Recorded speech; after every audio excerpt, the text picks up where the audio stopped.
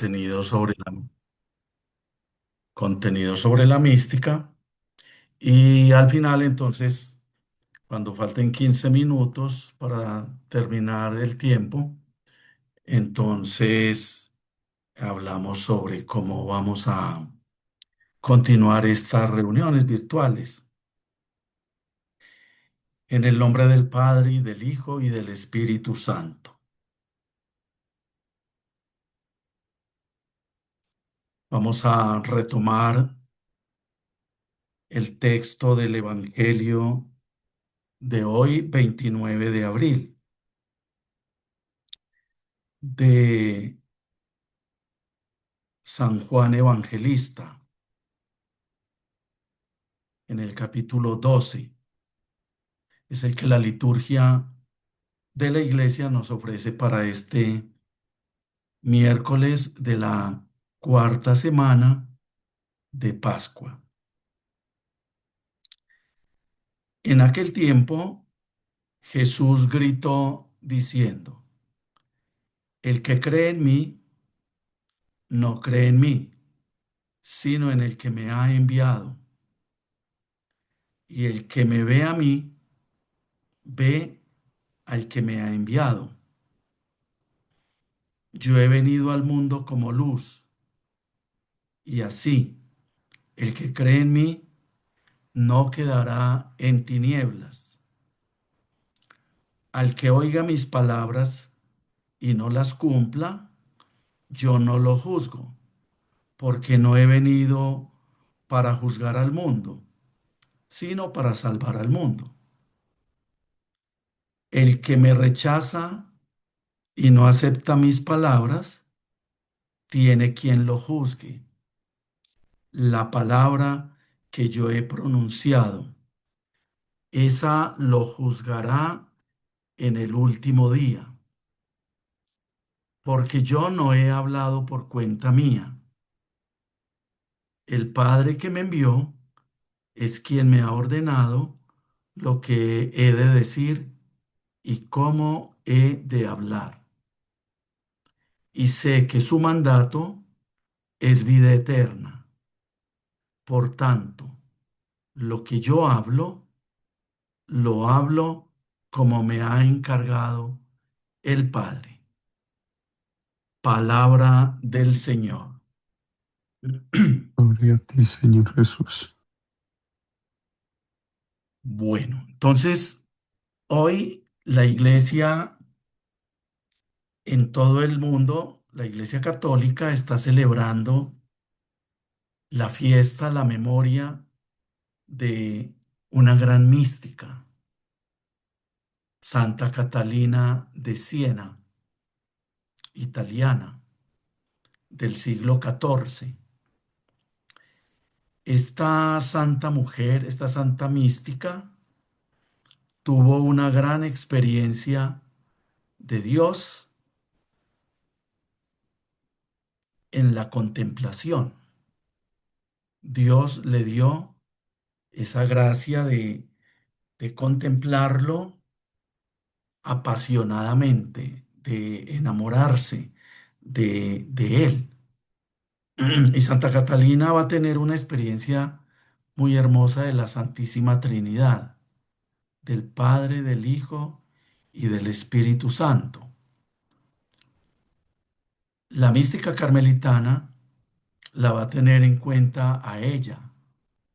Los santos y santas del Carmelo van a tener en cuenta la experiencia de esta santa dominica. Era una mujer seglar, terciaria, no era monja propiamente. Entonces esto es muy interesante porque nos muestra que la experiencia mística de Dios está disponible para todos los hombres y mujeres de la tierra, para el que quiera escuchar, para el que quiera incursionar, para el que quiera buscar a Dios. Dios se le da del todo a quien se le da, a quien se le entrega a Él del todo. Y la palabra que habría que subrayar aquí de Santa Catalina es la pasión. Ella es una apasionada por Dios, como lo va a ser también Santa Teresa, San Juan de la Cruz, Santa Teresita. El místico es una persona que se enamora de Dios, definitivamente. Y como tal, se le entrega, se le da totalmente. De manera que Dios, al ver esto en un alma, pues Dios le va abriendo cada vez más posibilidades. Yo pienso que este evangelio que les he proclamado, el que cree en mí, no cree en mí, sino en el que me ha enviado. O sea, que Jesucristo es un gran puente, es un gran canal a través del cual nosotros llegamos a la Santísima Trinidad. Porque en otro lugar va a decir una cosa semejante, que a mí me fascina. El que me ha visto a mí, ha visto al Padre. Y se ha dicho que a Dios nadie lo ha visto. Porque Dios conserva esa dimensión misteriosa que no puede perder nunca. Porque el día en que pierda esa dimensión de misterio, el día en que Dios dejara de ser misterio, el hombre lo manipularía. Sería una cosa pues muy, muy grave, porque ya sabemos que todo lo que el ser humano manipula, pues se lo petaquea. Y termina el hombre haciéndose daño a sí mismo con eso que manipula. Si yo manipulo a una persona, no solamente le hago daño a esa persona, sino que me hago daño a mí mismo y le hago daño a la comunidad. Entonces, Dios conserva siempre ese carácter de misterio, de ser el gran desconocido. Y por más que nosotros podamos conocer a Dios, por más que Él se nos dé a conocer, siempre quedará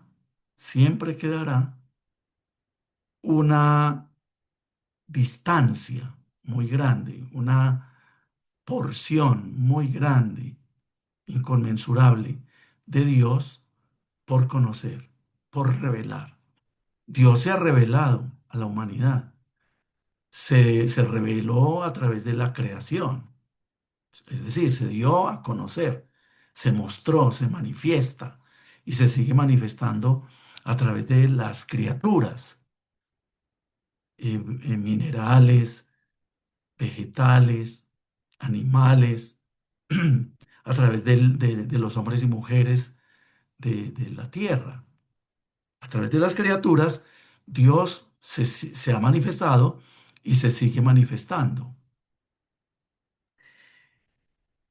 También en la Biblia, ya pues lo hemos visto muchas veces, cómo Dios se va revelando a través de los patriarcas, que son unos grandes hombres y mujeres, unos grandes protagonistas de la Biblia, que nos transmiten a Dios, nos muestran a Dios, como un Abraham, como un Moisés, como un David,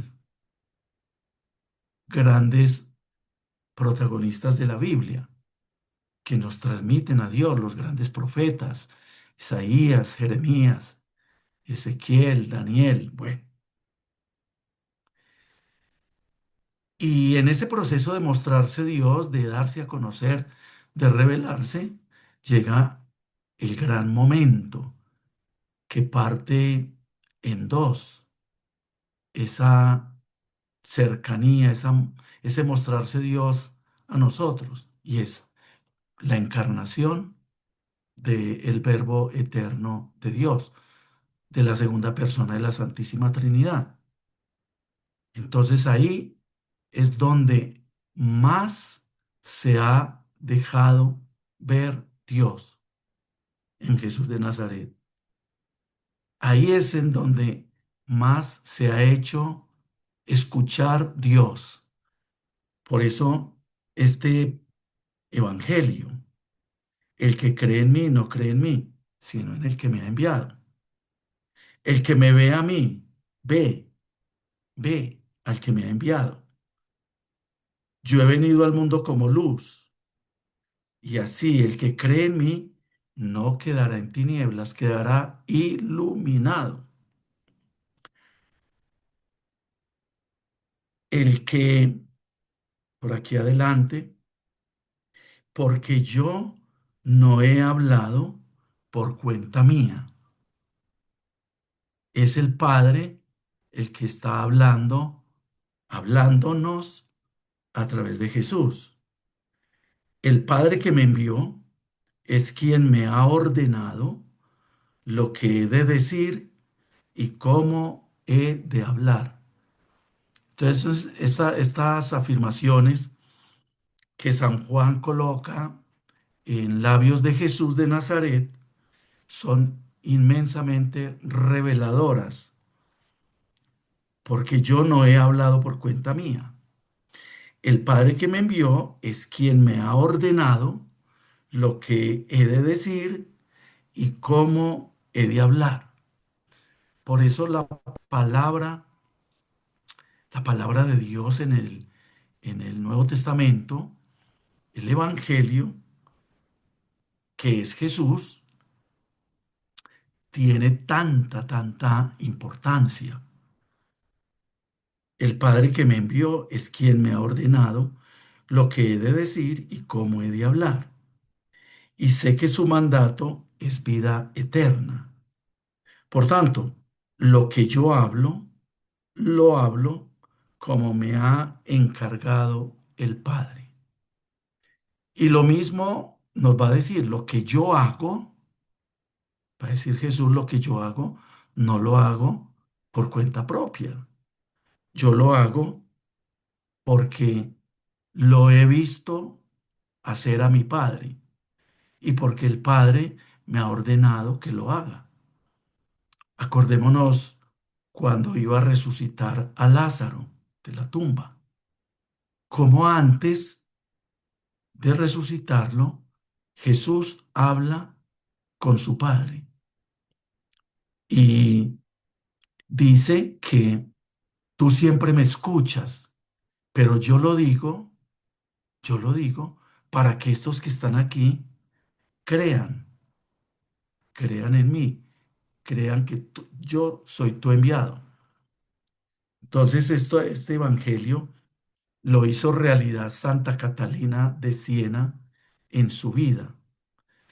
Y ella se va a dedicar a la oración, pero no se va a aislar de la iglesia, ni se va a aislar de los problemas del mundo. Por el contrario, a partir de esa experiencia mística de Dios que ella tiene en su oración, en su corazón, en su alma, allí va a recibir como Jesús el mandato de hacer algo que era muy importante y necesario en aquel momento histórico para la iglesia, porque la iglesia estaba viviendo una crisis, estaba dividida la iglesia, había dos papas, uno en Aviñón, en Francia, y el otro en Roma. Imagínense ese problema, una cosa muy difícil. Y Santa Catalina, movida por el Espíritu, enviada como Jesucristo por Dios, va a interactuar con esos papas y va a llamar a la unidad y va a trabajar apasionadamente por la unidad de la iglesia para que cese esa división. Y ella, con sus escritos, con sus cartas, va a lograr que el Papa vuelva de Aviñón a Italia y se unifique la iglesia. Entonces, con esto les estoy mostrando cómo un místico es una persona que está engolfada en Dios, como dice Santa Teresa, está sumergida en Dios. Pensemos que Dios es como un océano inmenso y el místico se sumerge totalmente en Dios, pero al mismo tiempo no se desconecta. El místico no se desconecta ni de sus hermanos, ni de la iglesia, ni de la humanidad, ni de el mundo. Ahí en el místico sí que se realiza aquello por lo que oraba Jesús por sus discípulos. Padre, líbralos del maligno. Ellos están en el mundo, pero ellos no son del mundo. Líbralos del maligno. Jesús oraba para que los apóstoles y sus enviados, sus misioneros, sus santos, se sumergieran, vivieran sumergidos en Dios, pero al mismo tiempo vivieran apasionadamente comprometidos con la realidad que los circunda, la iglesia, el mundo, la humanidad, con todas sus afugias, todas sus necesidades. Entonces esto va a ser muy, muy importante. Esa conexión del místico. Es que el gran modelo no es Santa Catalina, el gran modelo es Jesús. Y vemos a Jesús como estaba en unos momentos de su vida íntimamente entregado al Padre en oración, en las mañanas, madrugado, en las noches, desvelado, en las montañas, en los lugares solitarios. Él aprovechaba toda oportunidad para intimar con su Padre Celestial, para hablar con Él, para consultarle sobre su voluntad, sobre su proyecto, sobre su querer. Por eso Jesús nunca, nunca hizo algo que no fuera agradable al Padre. Siempre estuvo sintonizado con el proyecto, con el plan de la salvación de Dios sobre las almas, sobre toda la humanidad, sobre la, la, la comunidad. Y también esa oración llevaba necesariamente a Jesús al apostolado, a la predicación, una predicación incansable, al, a realizar los signos del reino de Dios, como eran los milagros, los prodigios, esas obras de sanación, de liberación, todo esa, todos esos exorcismos para expulsar a Satanás de las almas y sacarlo de todas partes. Entonces, esa pasión de Jesús por el Padre no medra en favor de su pasión por la humanidad. Y yo creo que Jesús eh, realizó su existencia en un ser para Dios y en un ser para los demás. Podemos decir esa fórmula. Jesús es el hombre para Dios. Es el Hijo del Padre, es el Hijo del Padre. Y Jesús es el hombre para sus hermanos. Es el que está todo él volcado hacia las necesidades de sus hermanos, la realidad de sus hermanos. Entonces,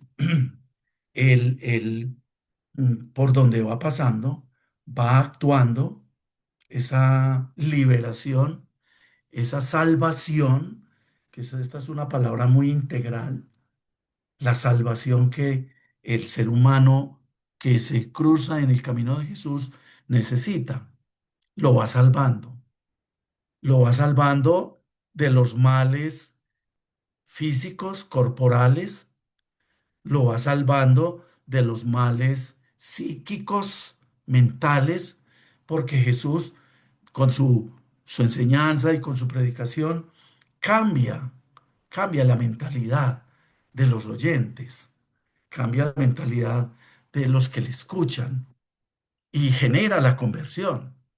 Ese cambio se genera a partir de la palabra de Jesús y a partir de su modo de proceder, su modo de actuar. Entonces la gente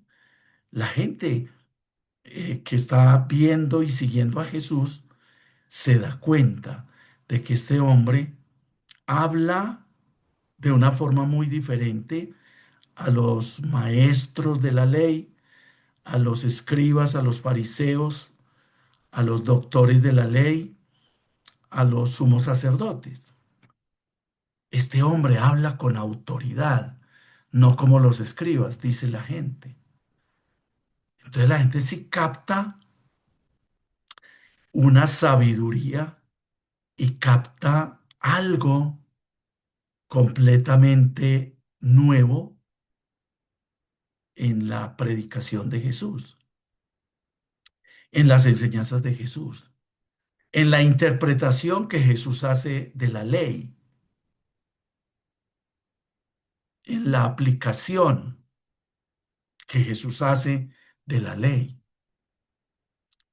Entonces, ahí se da toda una revelación en el hablar de Jesús, en el actuar de Jesús, en esa resignificación que él hace reinterpretando la ley.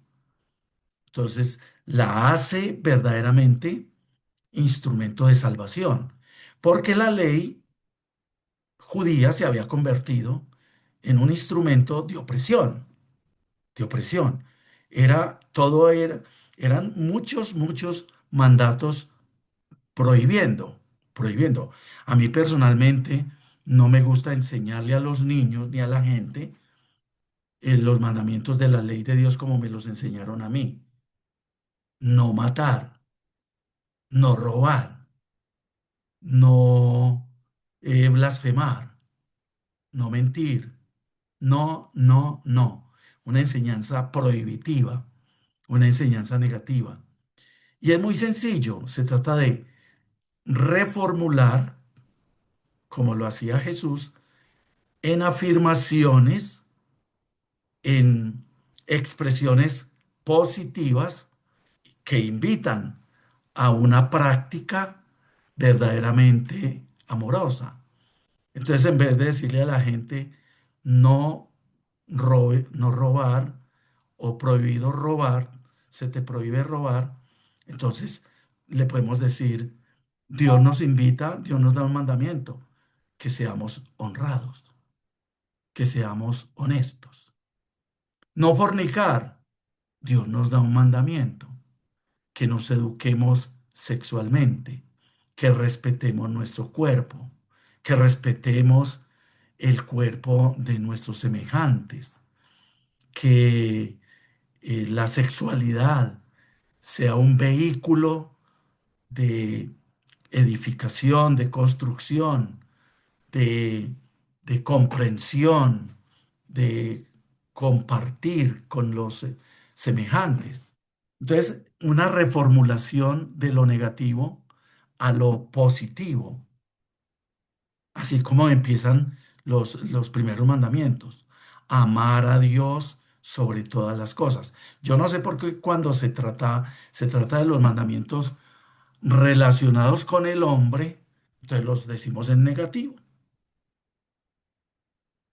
porque hasta el cuarto está en positivo. Amar a Dios sobre todas las cosas. Bueno, el segundo dice no jurar su santo nombre en vano. Entonces, respetar el nombre de Dios, adorar el nombre de Dios, honrar el nombre de Dios. Entonces, no jurar su santo nombre en vano. Santificar las fiestas, ese está en positivo. Honrar padre y madre, está en positivo. Pero luego viene no matar, luego viene no fornicar, luego viene no hurtar, luego viene no levantar falsos testimonios ni mentir, luego viene no codiciar la mujer del prójimo, no codiciar los bienes ajenos. Bueno, toda esta reforma. Jesús tomó la ley y la presentó de una manera constructiva, liberadora, salvadora. Y eso le llamó la atención a la gente de su época. Y por eso decían, en este hombre hay un hablar diferente. Habla con autoridad. Y esa autoridad, ¿cuál era? Oh, perdón, esa autoridad era la autoridad del amor. Porque es muy distinto cuando un papá le da un mandamiento a un hijo con amor a cuando simplemente le da una prohibición.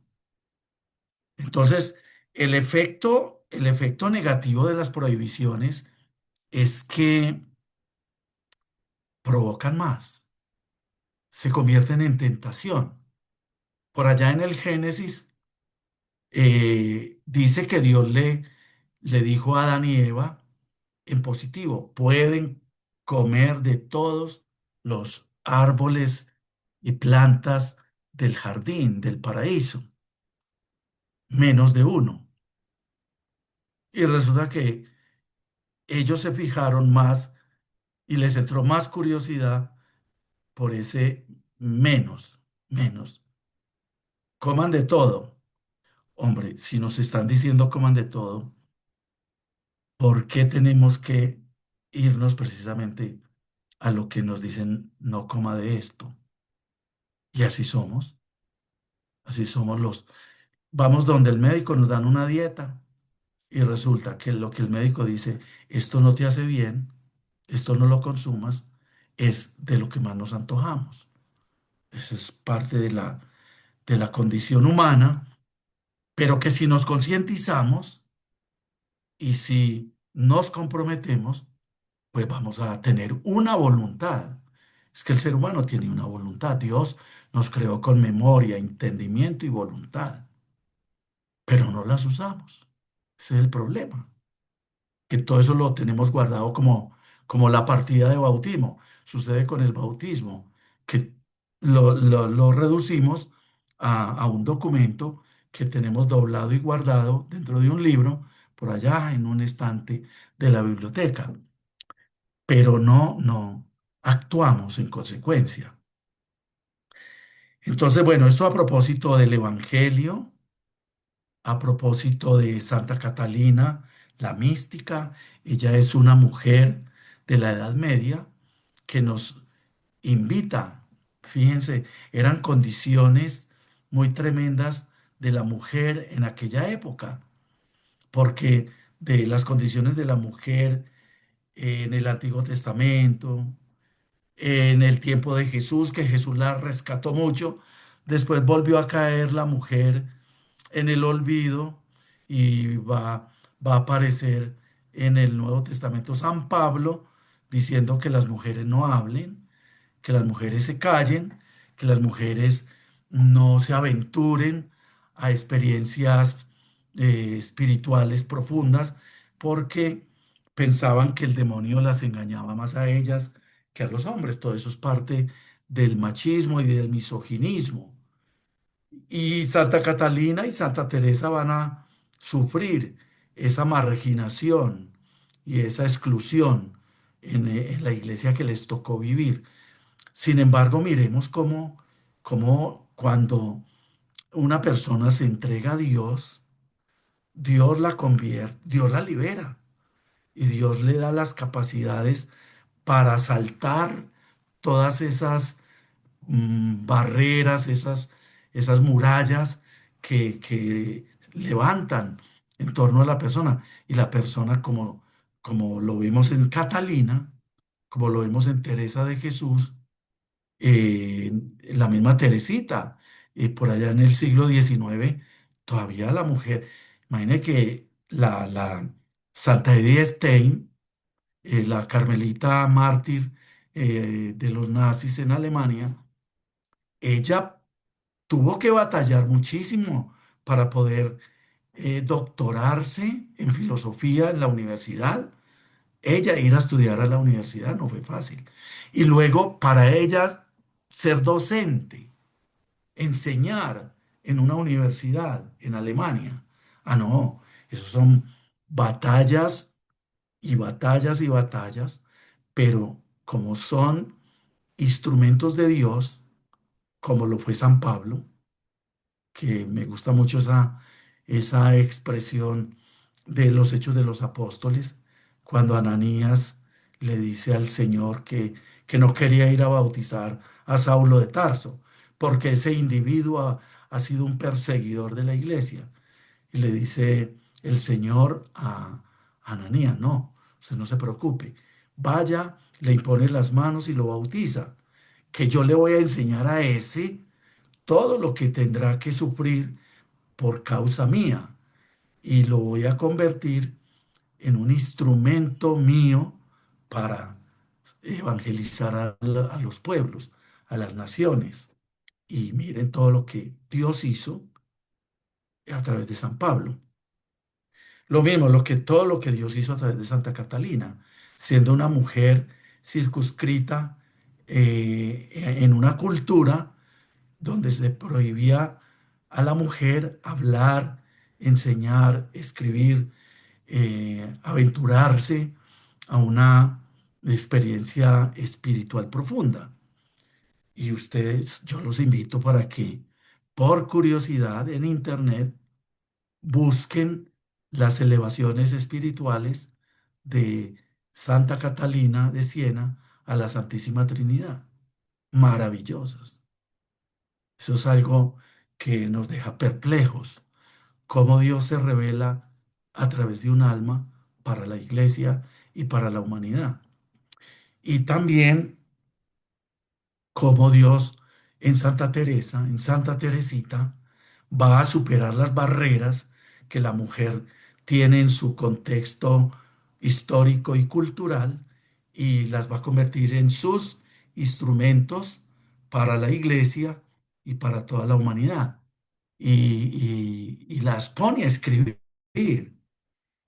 Santa Teresa decía que era el Espíritu Santo el que meneaba sus labios y la pluma cuando ella estaba escribiendo y describiendo y cantando las misericordias del Señor en los textos que nos dejó escritos. Lo mismo San Juan de la Cruz, pero San Juan de la Cruz tiene la ventaja de que es varón y que él sí podía estudiar en la universidad y él sí podía enseñar y bueno, era sacerdote al fin de cuentas. Bueno, entonces con base en lo que hemos dicho, eh, unos apuntes interesantes sobre la mística para que este grupo de virtual, este grupo de mística, pues cada vez tenga mayor claridad sobre lo que es la mística cristiana, la experiencia mística.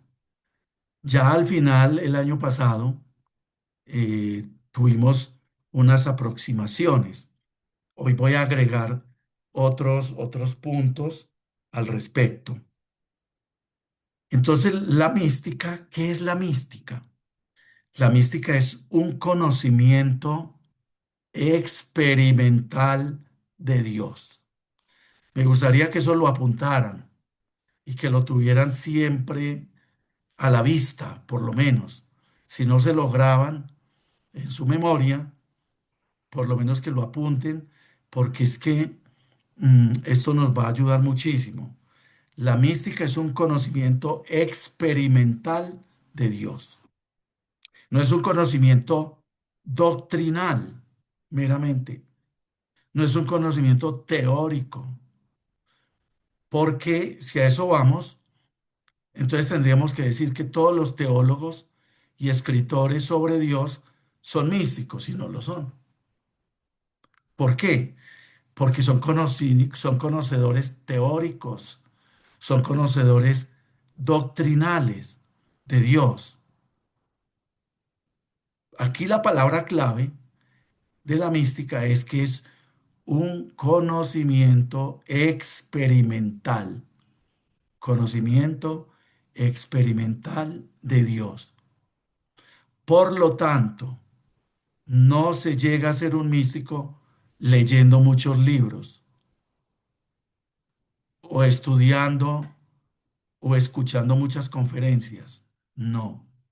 Se llega a ser un místico cuando nos aventuramos a experimentar a Dios. Dios es experimentable.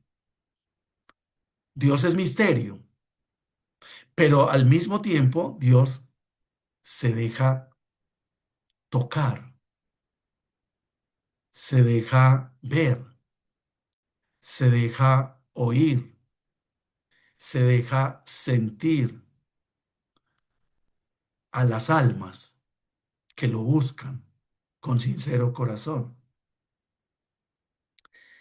Entonces ese conocimiento experimental es un don divino, no es el fruto de mis investigaciones ni el fruto de mis eh, búsquedas, sino que es un don divino.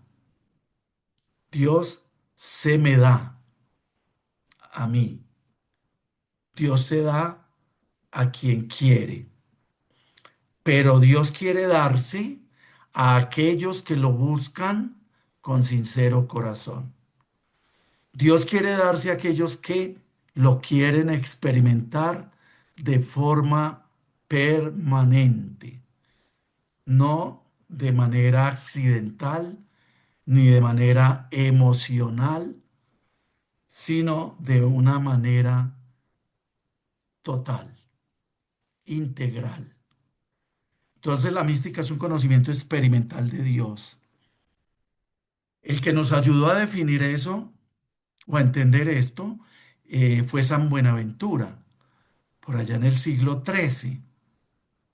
San Buenaventura es un doctor, un místico franciscano que escribió muchas cosas maravillosas. Bueno, entonces la mística como conocimiento experimental de Dios nos da la oportunidad de conocer cada vez más algo de Dios. Y ese conocimiento experimental de Dios es siempre nuevo y es siempre mayor, es siempre mayor. El Dios que está por darse a conocer, el Dios que está por dejarse experimentar por el alma, es cada día nuevo y cada día mayor, un Dios mayor. Por eso el alma no se puede acostumbrar a Dios. El alma todos los días tiene que estar abierta a la novedad de Dios, a que ese Dios se le manifieste de una forma completamente nueva. Dejarse llevar de altura en altura hasta ver a Dios en Sión, como dice el Salmo. Entonces Dios va llevando al alma que se le entrega al alma que lo busca con sincero corazón, Dios la va tomando de su cuenta. Como dice el Salmo, Dios lleva al alma sobre alas de águila y la va elevando y la va llevando con él de altura en altura. Acuérdense de esa expresión, de altura en altura. Y así el alma pase por la noche oscura, el alma pase, la haga pasar Dios por una purificación, por una sequedad, ese paisaje de purificación, de desierto, de sequedad por donde Dios va pasando al alma es una nueva experiencia.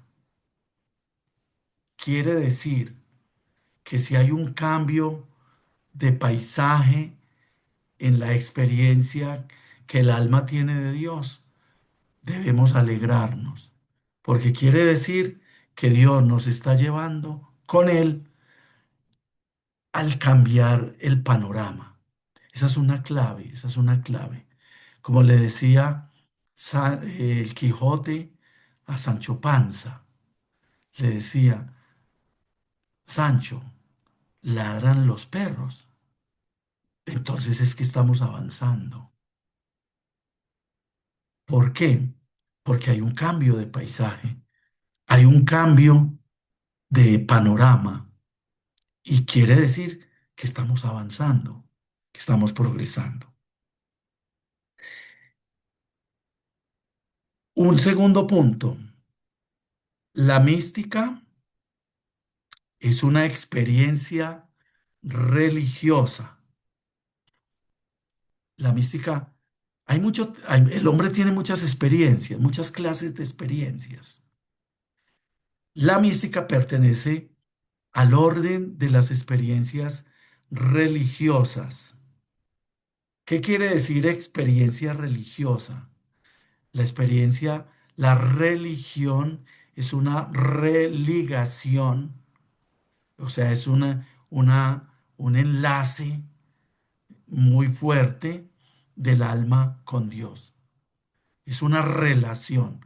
La religión es una relación del alma con Dios. Y es una relación del alma con otras almas. Y es una relación del alma con la creación, con el mundo. Entonces esa experiencia, ese carácter de religiosidad le da una calidad a la experiencia humana. Entonces, la mística es una experiencia humana de carácter religioso en la que se da un contacto personal con Dios. Atención, atención a esto. La experiencia mística provoca un contacto personal con Dios. Dios toca al hombre y el hombre toca a Dios. ¿No les parece muy maravilloso? Una experiencia de contacto personal con Dios. Por eso, usted me han oído decir mucho a mí, no es que yo desprecie la experiencia comunitaria. Por ejemplo, el grupo de oración, no, yo lo valoro. Pero solamente vamos a empezar a tener experiencia mística cuando seamos capaces de orar personalmente, en silencio y a solas con Dios. Cuando yo entre en mi cuarto, que es mi corazón, que es mi alma, que es mi mente, mi intimidad, mi interioridad, cuando yo sea capaz de entrar dentro de mí, cerrar la puerta, ese cerrar la puerta sí que es importante, cerrar la puerta y hablar con Dios, escuchar a Dios, hablarle a Dios, responderle a Dios y volverlo a escuchar.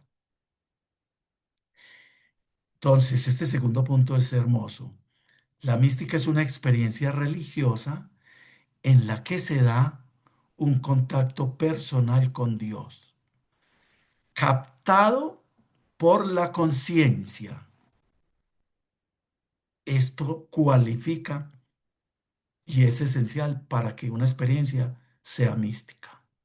Por eso Santa Teresa, que empezó a tener experiencias de Dios, se preocupó mucho porque ella tomó conciencia de lo que le estaba pasando con Dios, es decir, de Texas para adentro o para arriba, como queramos. Ella se dio cuenta, pero se preocupó mucho porque se creó en ella una duda. Esto que estoy experimentando es provocado en mí por Dios, por el demonio o por mi psicología.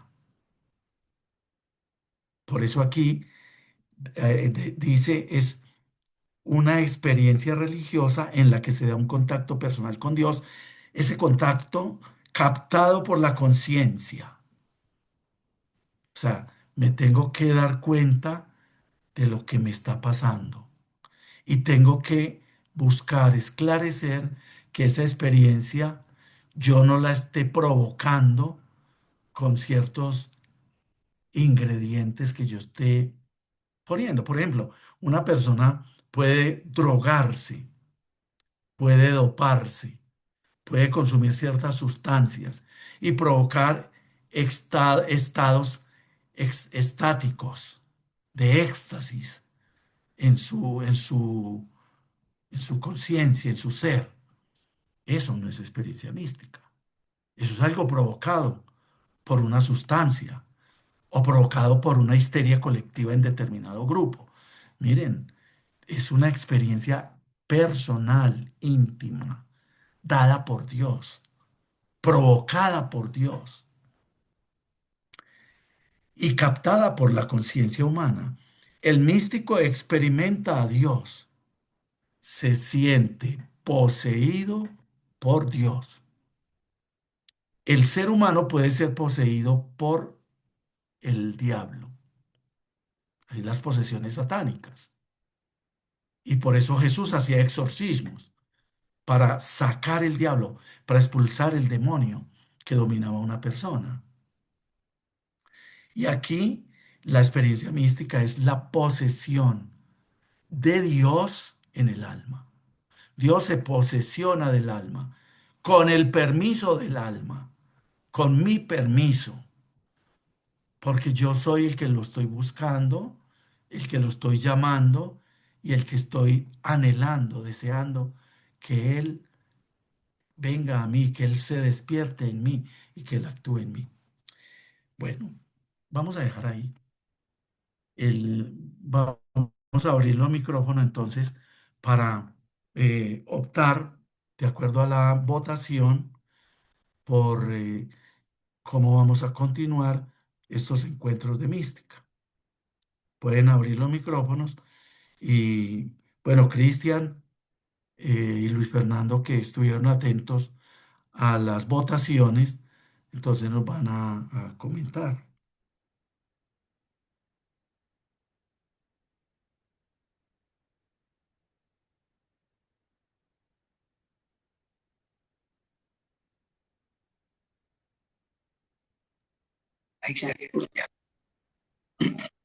Bueno, Padre John Jairo, un saludo. Un saludo. Qué qué gratísima charla, conversatorio el de hoy. Realmente nos deja una luz muy inspiradora sobre lo que es el camino de la mística, que nos despeja muchas inquietudes, muchas ilusiones y nos muestra con claridad lo que realmente es.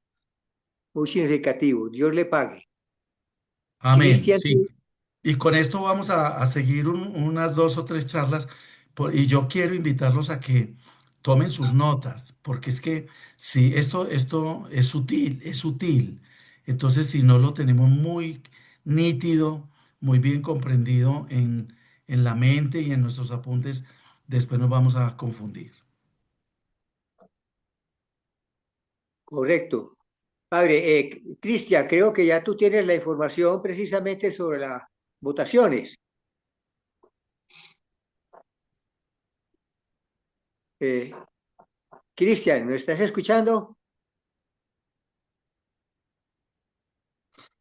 Cristian se nos fue. Ok. A ver,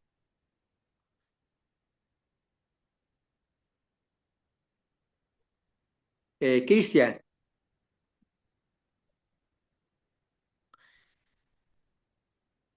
vamos a ver si Cristian. Beatriz, ¿puedes comunicarte, por favor, enviarle ahí un mensaje a Cristian para que se conecte?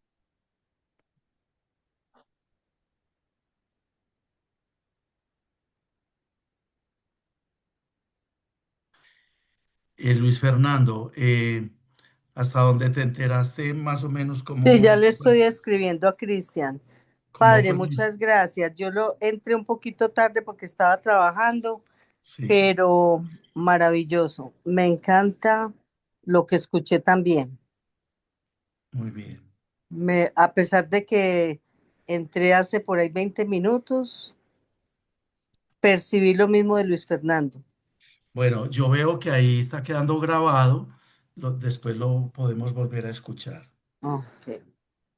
Padre, hasta donde yo conversé con Cristian y observé precisamente la encuesta que él realizó, la encuesta